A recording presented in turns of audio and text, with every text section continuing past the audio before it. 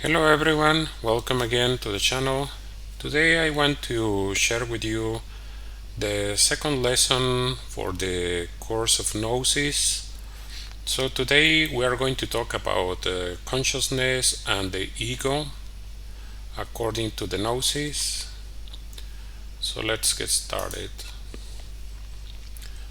So first of all, it's important to know how the Gnosis sees the psychology and consciousness.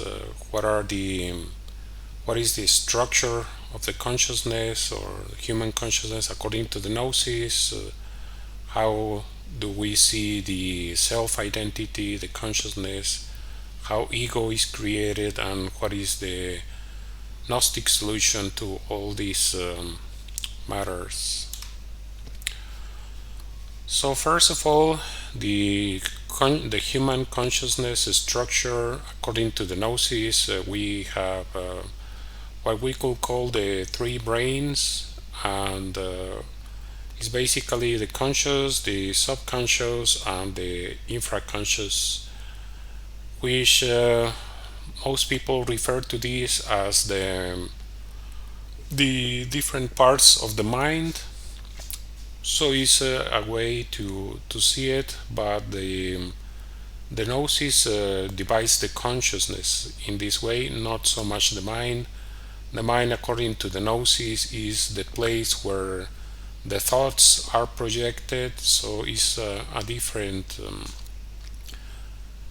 concept basically. So the conscious mind, or the conscious part of our own psychology, is that which we know. So that is the logic, the reason, is what people will call the neocortex, the human brain. So this is the part where we have all the abstract thoughts, the language, sensory perception, imagination, social harmony, human culture, learning abilities. So this is including also memory, is the things that we have in the top of our mind that we always remember. Like we don't need to make a big effort to remember. So this is the kind of things that this is how we function, and is the probably the highest part of the mind. This is what allows us to have some kind of let's say educated, civilized behavior in society. And then we have the subconscious, which is called also the mammalian brain, is where we have some broader awareness, and we have the concept of family, value judgment, long-term memory.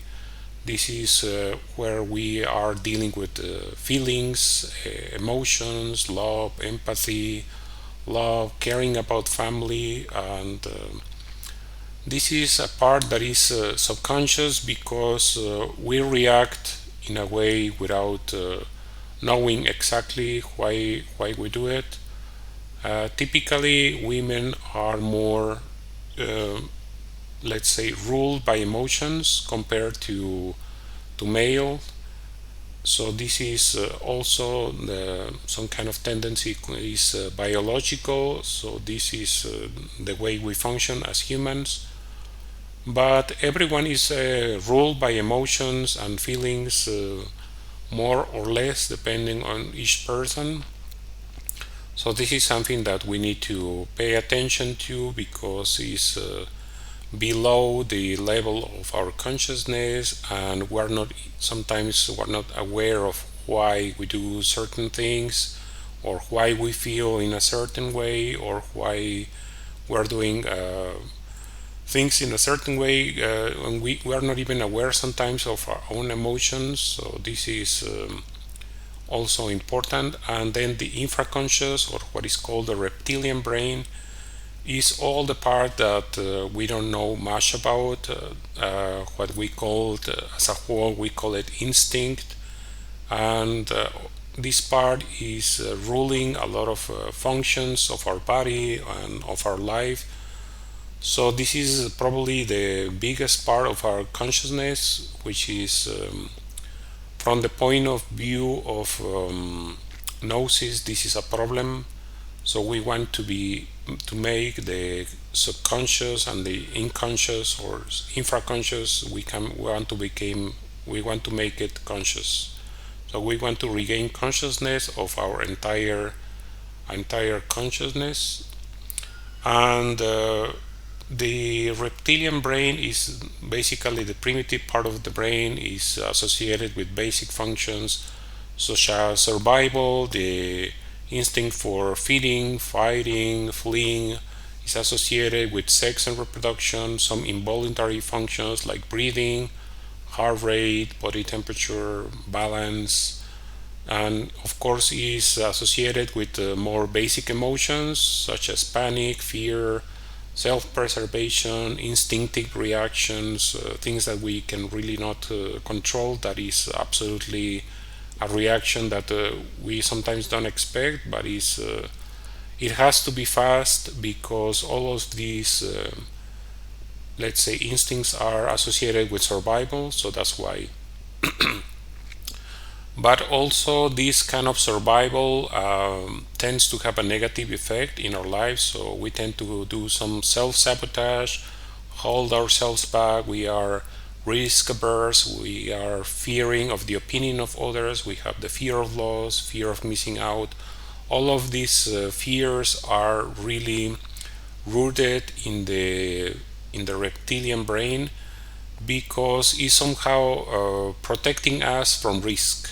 This is the main thing. The reptilian brain avoids risk because the less risk there is, that means there is the higher chance of survival. And sometimes we feel powerless because there's nothing we can do to control all of these reactions. And we have also the inability to learn from mistakes, so we continue to do the same thing over and over. There's the sense of territoriality, xenophobia, aggression, nationalism, tribalism, which is very important in our society. This is the sensation that you feel safer in a group. And this is of course sometimes negative because you're incapable or feel incapable of doing something on your own. You need to have the support of others, and while this is okay socially, sometimes it's not practical for different circumstances that each person can have.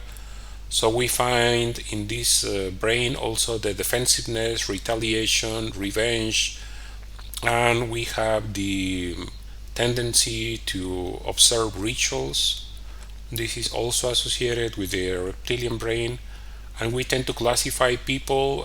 This is instinctive. We don't control it. Usually, we classify people as foe, friend, food, or as a sexual partner. This is immediately beyond the control of most people, and sometimes we're completely unaware of this. And it's almost immediate. Is the fastest of the parts of the mind, if we want to call it like this. And here we also find the instinct to fight, protect things or people that are dear to us, such as family or partner, home, land, country, or even a group that reflects our social identity. So that's why a lot of people have very strong reactions around their social identity or groups that reflect it. So this is in general how Gnosis sees the structure of the mind, of the structure of the human consciousness, and somehow is consistent with psychology, with very few exceptions. And coming to Gnosis, how we see this structure. From the point of view of Gnosis, we have our consciousness, and our consciousness should be 100% free. But instead of that, we have the situation where the consciousness is divided, is basically fractured. So this fracture of the consciousness creates a problem because we don't have 100% free. Our consciousness is inside little bottles, if you want to see it like that. It's a good way to conceptualize it. So this fracture is what makes our identity. So the sum of all these bottles is what makes us who we are, is what makes us how we behave in society.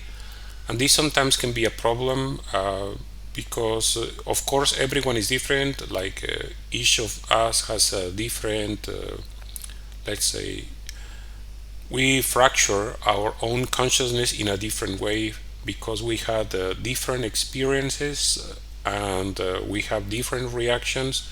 So because of this, we decided to put different parts of our consciousness in different bottles to see it in a different way. So because of this, we have the multiplicity of the ego. So ego is this part of the consciousness that is inside the bottle. That's what we call ego in the Gnosis. And this is going to cause inner contradictions because I think everyone can attest to the fact that sometimes we cannot even convince ourselves to do something that is in our best interest. So let's say something very simple. We have the example, we want to lose weight. So we know that to lose weight, we need to maybe exercise and maybe eat less or eat more healthy. And it seems like a very simple formula. However, we start to struggle, and this struggle, this contradiction comes from the multiplicity of the ego. So we have different desires, and we have some fears, we have some insecurities, even sometimes some trauma. So we feel some anxiety, and then as a reaction to this anxiety, we feel insecure, and then we want to eat.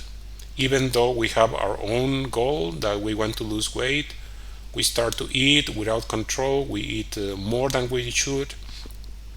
So we self-sabotage our own goals. And then this is some kind of puzzle. It's like maybe very surprising for ourselves. We sometimes wonder, why cannot I accomplish what I want? I know what I want. Why am I sabotaging my own goals? It's like there was someone else inside of me, and each of them wants different things. One of them just wants to eat, one of them just wants to have sex, one of them just wants to watch TV all day, one of them wants to do different things. So this is a complete multiplicity of the ego, and this creates a problem because we're unable to achieve the higher goals that we set for ourselves, and sometimes even smaller goals we're completely incapable of doing them, or is really really hard, and we need to use a lot of self-discipline and maybe some willpower. But the willpower is sometimes only temporary, so it's really a contradiction of every human. This is what the Gnosis sees as a big problem. And because of this, we experience different emotions during the day, so we're not stable. We are not always happy. Sometimes we wake up and we're happy. As the day goes, we feel maybe angry, maybe not so happy, maybe start to feel depressed, and in the night we're crying, we're sad. So it is different emotions go through our consciousness, and sometimes we cannot explain it. And some people say, oh, it's maybe the hormones, or it's maybe the moon, or something like this. And while this is completely true, it's proven that the moon, for example, has some influence over the brain. It shouldn't be so hard, the influence of gravity of the moon on the brain, because the brain has a high percentage of water. It's proven that actually the moon has some influence, but this alone doesn't explain all the swings that we experience in our lives. And hormones also, they play an important role, but they don't explain everything. Sometimes you are like, okay, so why am I feeling like this? Why am I doing this? Why cannot I do that? So all of this is explained from the point of view of the gnosis through the ego, because we have encapsulated our consciousness inside of different bottles, and inside of each of these bottles there is a small little boss, and he wants to do what he wants, and he doesn't care about everyone else. It's like he wants to run the show, and he wants to say what needs to be done, and he stays in the consciousness of our humanity for some time, and then later lets go, and someone else comes and starts to direct our human body and starts to do different things. So takes care of all our centers, takes over, and starts to do whatever he wants, even if it is destructive, and for our body, for our mind, for our emotions. So this is why we see all these contradictions, and being able to see this in ourselves sometimes helps us to understand how others behave, or why others behave in this way. And also the ego, it is associated with memory, and the memory is very important for the ego, because sometimes because of this association with the ego is that we are unable to change, we're unable to let go, we're unable to change in a positive way, improve or anything. And this thing actually, this situation tends to become worse and worse as let's say our evolution or our development as humans goes. Remember the past conference where we were talking about the human experience, human life. So we have 108 lives.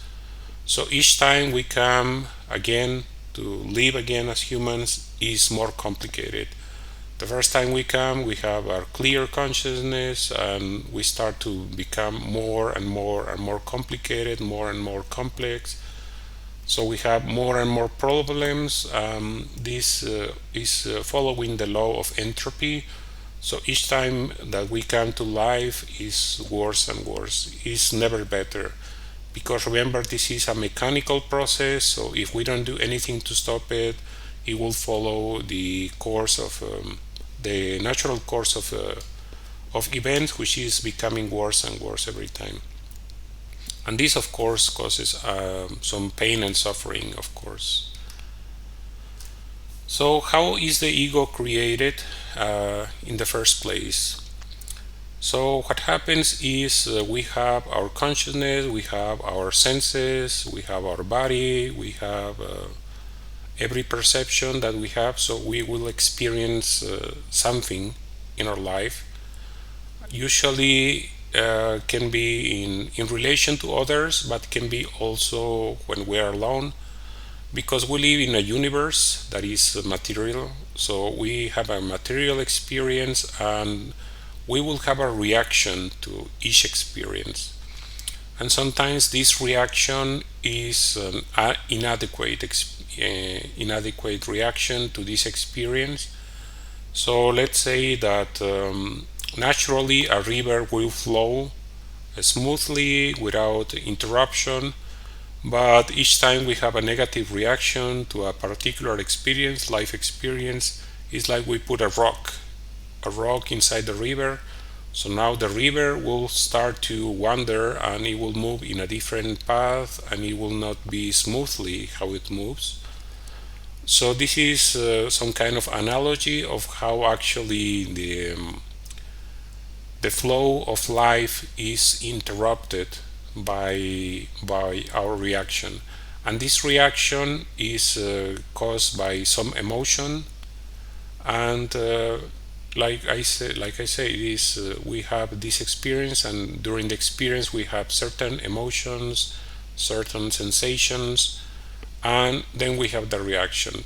So this reaction is usually associated with all the things that happen during this experience. So we commit all of these together, and we kind of freeze it into a program, and then we put it inside the bottle. But inside the bottle is not only all these programs, but it's also a part of our own consciousness is trapped inside this bottle, and every time the same circumstances come, then the program is called. It's actually like a computer. Yes, exactly like a computer. Under certain conditions, we will trigger the same program. So every time we see a cat, because the first cat that we saw actually had a, I don't know, he was chasing us, or he was trying to bite us or something. Then every time we see a cat, we will fear the cat, and even if it is, of course, a different cat, the same program will come again, because our consciousness is inside of this, and then the program will start to run again, and then we will have the same reaction, the same emotions, the same sensations, even if the experience that we have in front of us is not the same, is not in any way equal. We will experience exactly the same emotions, the same feelings, the same sensations. So this is why the ego is formed, or how the ego is formed according to the Gnosis. And what is the solution to all this? Okay, so the solution, of course, is to start first to do some kind of inventory of our own selves. So we're going to do some observation. So we need to develop the self-awareness, and it is useful if you want to start a diary or a journal. You can do it online. There are some different tools that you can use to do a diary or a journal online. And this has the advantage that maybe you can set up some passwords so no one else can see what you're writing. It's just a suggestion. You can do whatever you want. You can use pen and paper, pencil, whatever works best for you. So the main idea is to do some analysis, some retrospection, and how are we going to do this? So there is a practice. The first practice that I'm going to recommend is this thing that is called subject, object, place. So in every circumstance, the main thing is to avoid identification. Identification means I am going to avoid letting the program run uncontrolled.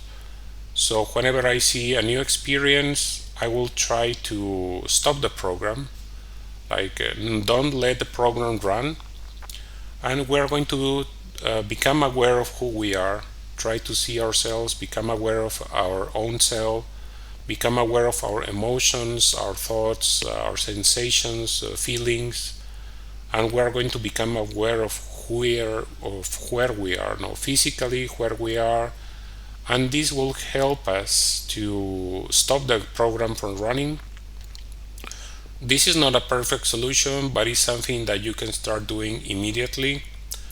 Later in following sessions, I'm going to provide some more advanced solutions, but this is actually something that you can do every day. Is something that will help us awake our consciousness, because we have our consciousness that is free.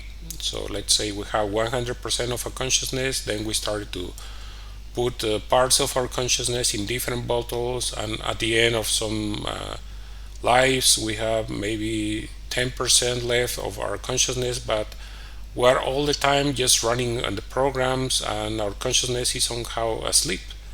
We're sleeping all the time, just letting the programs run, some kind of a computer. We just sleep like robots. We go through life just reacting mechanically to everything that comes.